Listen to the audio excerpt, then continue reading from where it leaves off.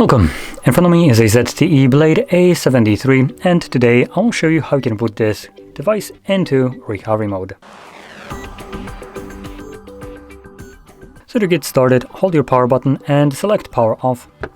Then wait for the device to actually turn off, because if you mistime this, it gets really annoying. So give it like a couple of seconds after you think it's off, and then start holding power button and volume up at the same time. Now once you see the ZTE logo on the screen again, there we go, let go of both of the keys and wait for the recovery mode to show up. And there we go. Now in here you can navigate using volume buttons either up or down, and power button will be used to confirm or reverse selected. Now that in mind, we have access to things like reboot system now, which takes us back to Android.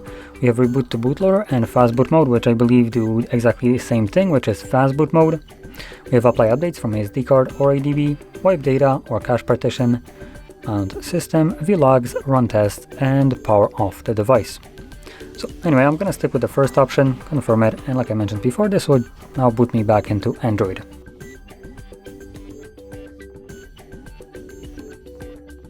And as you can see, we are now back in Android. So if you found this very helpful, don't forget to hit like, subscribe, and thanks for watching.